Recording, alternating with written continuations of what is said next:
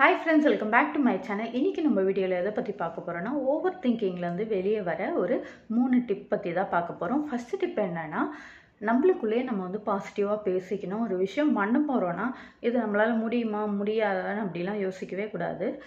நம்ம வந்து பாசிட்டிவா திங்க் பண்ணிட்டே இருக்கணும். டெய்லி வந்து பாசிட்டிவா நம்மளுக்குள்ளே நம்ம பேசிக்கணும். நம்மளால முடியும், நம்மளால முடியாது, யாரால முடிய போகுது, இது மாதிரி நிறைய சென்டென்ஸ் இருக்குது.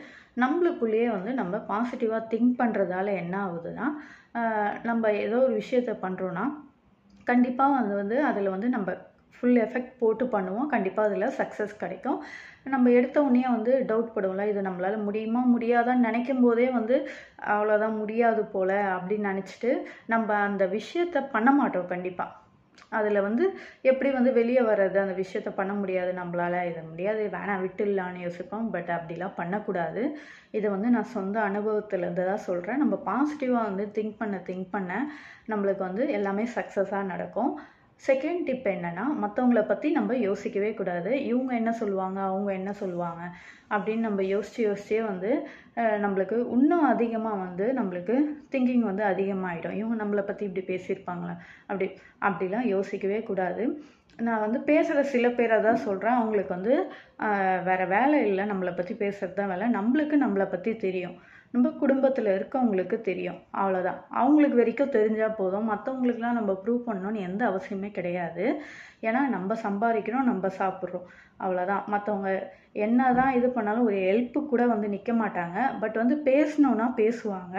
இது வந்து சொந்த அனுபவத்தில் நான் சொல்கிறேன். எல்லாமே வந்து ஓன் எக்ஸ்பீரியன்ஸ் தான் உங்ககிட்ட ஷேர் பண்ணுறேன். ஸோ வந்து நம்ம வந்து யாருக்காகவும் வந்து நம்ம வந்து இது பண்ணிக்கக்கூடாது. அவங்க பேசுகிறாங்களோ இது பண்ணுறாங்களோ ஓவர் திங்க் பண்ணி நம்ம கஷ்டப்படுத்திக்கக்கூடாது. இதை பண்ணுறது மூலிமா நம்மளுக்கு வந்து கண்டிப்பாக வந்து நம்மளுக்கு ஓரளவு வந்து ஓவர் திங்கிங் கம்மியாயிடும். இன்னொரு கடைசி டிப் என்னென்னா, நல்ல தூக்கம். இதுதான் மெயினானது. நம்ம தூக்கம் வந்து சரியில்லைன்னா ஹெல்த்தே வந்து நம்மளுக்கு போயிடும். என்னென்னா சில பேர் வந்து ஸ்ட்ரெஸ்ஸால் வந்து நம்ம தூங்க மாட்டோம். எனக்கு ஸ்ட்ரெஸ் இருக்குது, தூக்கம் வரல, ஒரே இதுவாக தலைவலியாக இருக்குது, இப்படி தான் சொல்லுவோம். பட் ஸ்ட்ரெஸ்ஸுக்கும் தூக்கத்துக்கும் எந்த சம்மந்தமும் கிடையாது. நம்ம தான் வந்து அதை வந்து ஒரு ரீசனாக சொல்லிட்டு தூங்க மாட்டோம். எல்லாருக்குமே வந்து மனுஷங்களுக்கு எல்லாருக்குமே கவலை இருக்கும். ஒவ்வொருத்தவங்களுக்கு டிஃப்ரெண்ட் ரீசன் இருக்கும், அவ்வளோதான். ஆனால் கவலை எல்லாருக்குமே வந்து சேம் தான்.